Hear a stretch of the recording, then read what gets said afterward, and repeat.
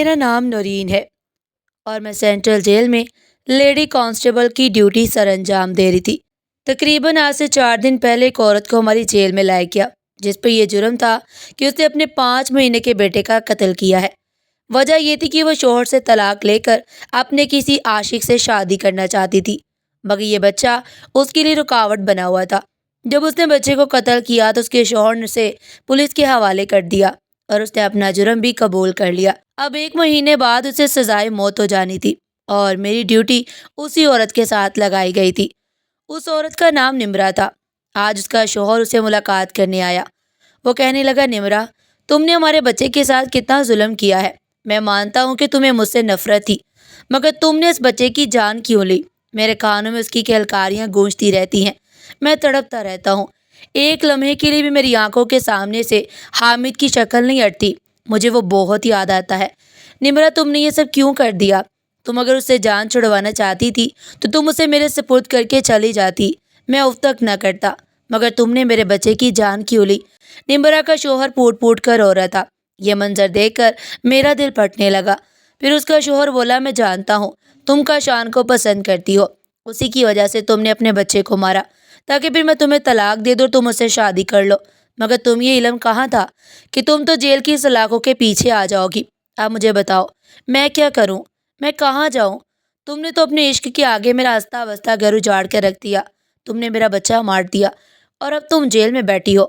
نمرہ اب بھی کچھ نہیں بولی، جبکہ اس کا شوہر ایسی اداس باتیں کرتا رہا۔ پھر 2 گھنٹے کے بعد اٹھ کر چلا گیا اور تب مجھے ساری کہانی سمجھ آ گئی۔ ایک ماں کی آنکھوں پر محلے کے لڑکے کے عشق کی پٹی بندھی ہوئی تھی، جس کی وجہ سے اس نے اپنے بچے کی جان لی۔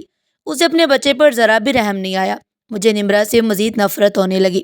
3 دفعہ میرے سامنے ہی نمرہ کے ساتھ قیدی عورتیں لڑنے لگی، مگر میں انہیں روکنے کی کوشش نہیں کی۔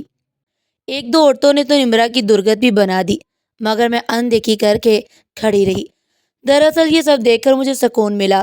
خیر کافی دن گزر گئے تھے، نمرہ ابھی تک بالکل چپ چاپ رہتی۔ ایک دن نمرہ کی ایک ملاقات آئی۔ میں بڑی حیران ہوئی کہ اب اس سے ملنے کون آیا ہے، کیونکہ اسے قید میں 1 مہینہ ہو گیا تھا۔ آج نمرہ کی ماں اسے ملنے آئی۔ میں یہ سوچنے لگی کہ آج سے پہلے اس کی ماں کہاں تھی، وہ اپنی بیٹی سے ملنے کیوں نہیں آئی۔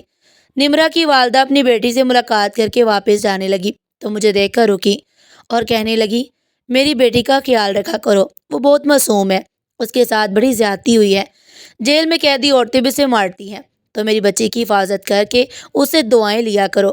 میں ماتھے پر بل ڈال کر بولی، اگر تیری بچی اتنی معصوم ہوتی تو اپنے بیٹے کو نہ مارتی اپنے عاشق کے پیچھے۔ یہ بات سن کر نمرہ کی امی کی آنکھوں میں آنسو آ گئے۔ وہ بولی، میری بیٹی بے قصور ہے، اس کے شوہر نے اپنے بیٹے کو مارا ہے۔ میں نے نفی میں سر ہلا دیا۔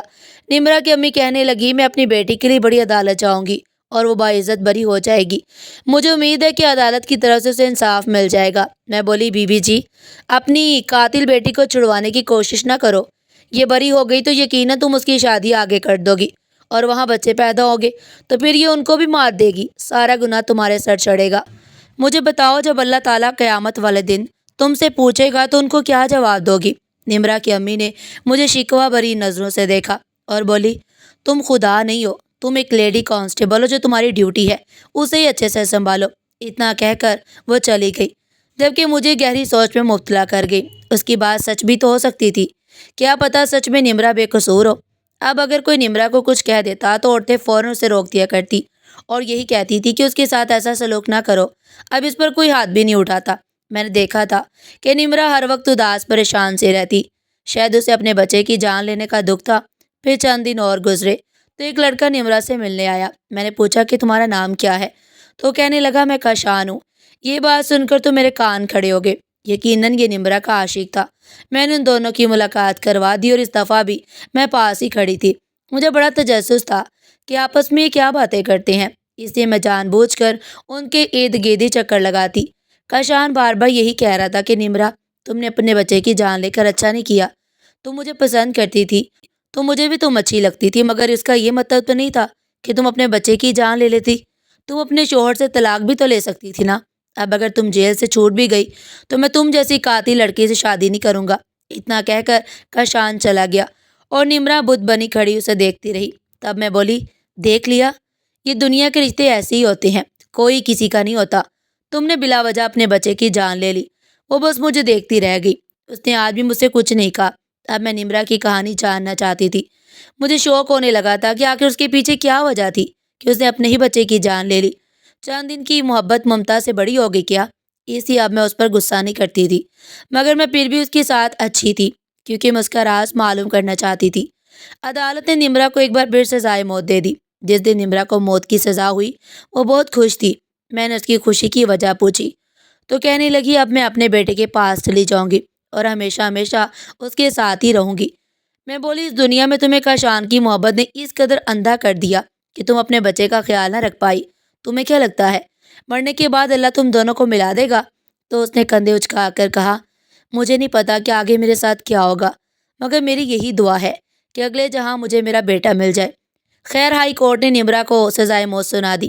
اس کے بعد نمرا کی والدہ نے سپریم کورٹ میں درخواست دائر کی، اور جب اس کی امی اسے ملنے آئی تو وہ اپنی امی سے لڑتی جھگڑتی رہی اور کہنے لگی آپ نے ایسا کیوں کیا امی؟ آپ نے میرے لیے عدالت کا دروازہ کیوں کھٹکھٹایا؟ میں جینا نہیں چاہتی۔ میں چاہتی ہوں کہ اپنے بیٹے کے پاس چلی جاؤں، اور آپ ہے کہ بہانے سے میری سزا معاف کروانے کے چکروں میں ہیں۔ میں زندہ نہیں رہنا چاہتی۔ نمرا کی والدہ کہنے لگی تمہیں میرے سر کی قسم ہے، اس دفعہ تم عدالت میں جھوٹ نہیں بولو گی، تم اس بار سچ بتاؤ گی۔ نمرا خالی خالی نظر سے اپنی والدہ کو دیکھتی رہتی۔ خیر کچھ دنوں کے بعد سپریم کورٹ کے ساتھ میری ڈیوٹی لگی۔ میں نمرا کو لے کر عدالت پہنچ گئی۔ سپریم کورٹ کے جج نے نمرا سے بیان لیا تو نمرا اب بھی یہی کہہ رہی تھی کہ اس نے یہ جرم کیا ہے۔ جج نے نمرا کا میڈیکل کرانے کی تجویز پیش کی۔ اس نے کہا کہ نمرا کی میڈیکل رپورٹس مجھے چاہیے۔ عدالت اگلی تاریخ تک ملتوی ہو چکی تھی۔ میں نمرا کو لے کر واپس جیل آ گئی اور اس کا میڈیکل کروانے کی تیاری کرنے لگی۔ میں نے نمرا سے پوچھا آخر ایسا کیا ہو سکتا ہے کہ جج کو تمہارا میڈیکل کروانے کی ضرورت پڑ گئی؟ تب نمرا بولی مجھے نہیں پتا، میں اپنا میڈیکل نہیں کروانا چاہتی اور نہ ہی چاہتی ہوں کہ میری سزا کی معافی کے لیے اپیل کی جائے۔ میں مرنا چاہتی ہوں، مجھے جینا اچھا نہیں لگتا۔ میں بولی تم زندگی سے اس قدر مایوس کیوں ہو چکی ہو؟ مجھے کچھ تو بتاؤ۔ تب نمرا کہنے لگی میں نے اپنی زندگی میں بڑی سختیاں دیکھی ہیں، میں نے بہت کچھ برداشت کیا ہے، اس لیے میں مر جانا چاہتی ہوں۔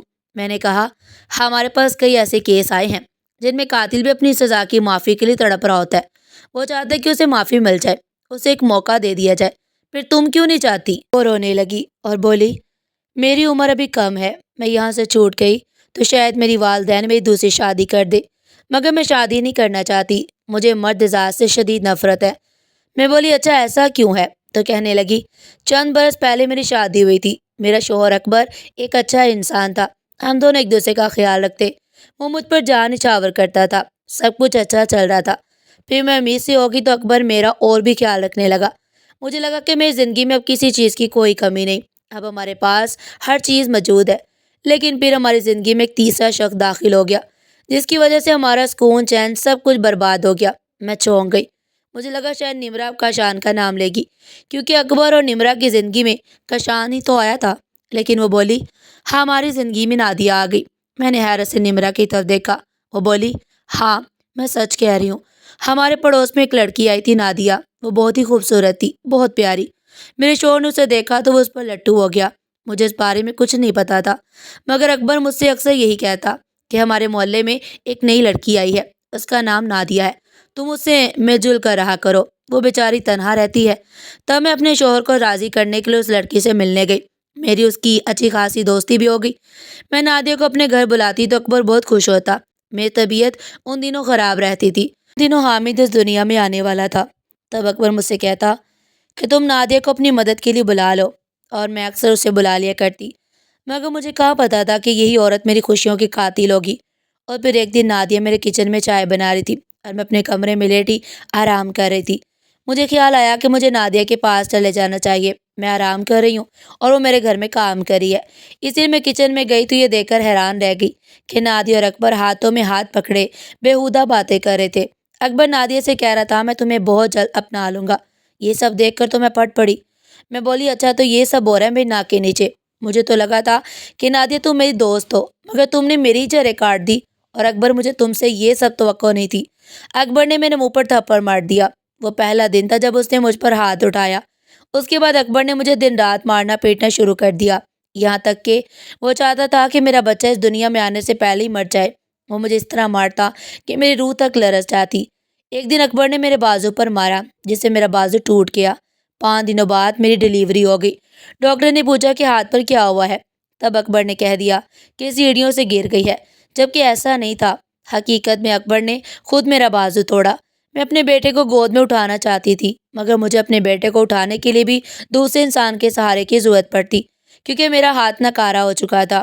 ابھی کچھ ہی عرصہ پہلے میرا ہاتھ ٹھیک ہوا تھا، مگر ان دنوں اکبر مجھ سے یہی کہتا کہ تم مجھے دوسری شادی کی اجازت دے دو، مگر میں اجازت نہیں دے رہی تھی، کیونکہ مجھے ڈر تھا اگر میرے شوہر نے دوسری شادی کر لی تو میرا دشمن بن جائے گا، اگر وہ دوسری بیوی لے آیا تو میرے ساتھ کیا سلوک کرے گا۔ بس یہی سوچ کر میں سب کچھ سہتی گئی۔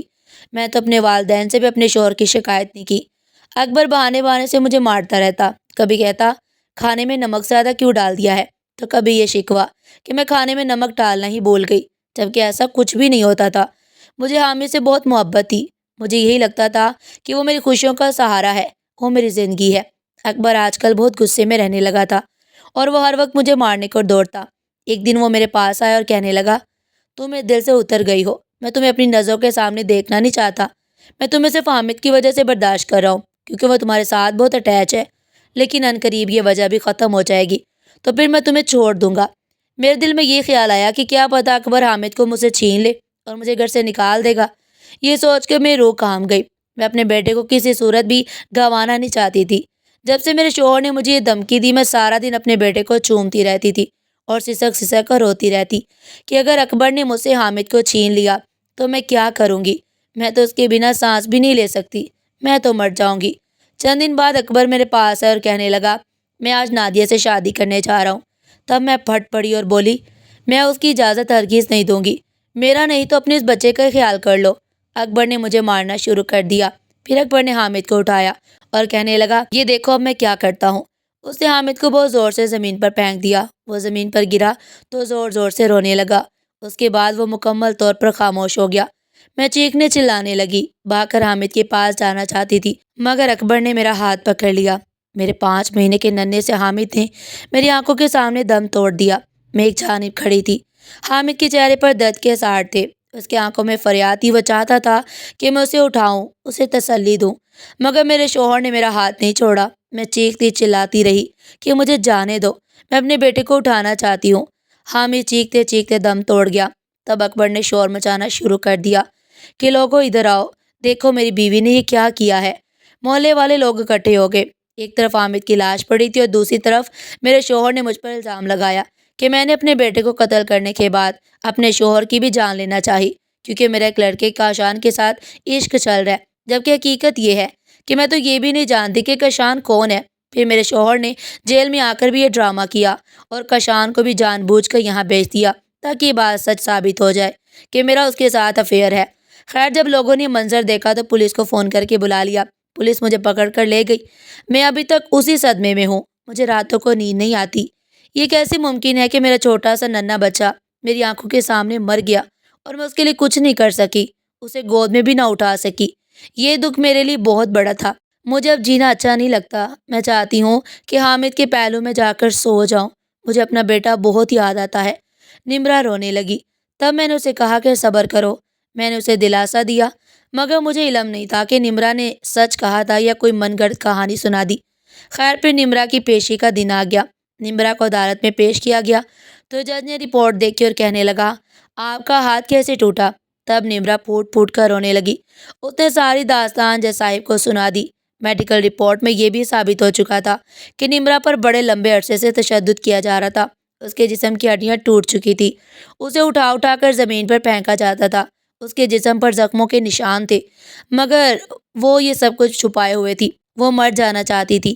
اس کا بیٹا اس سے بچھڑ گیا تھا اور سب لوگ نمرا کو قصوروار سمجھ رہے تھے، لیکن وہ بیچاری تو بے قصور نکلی۔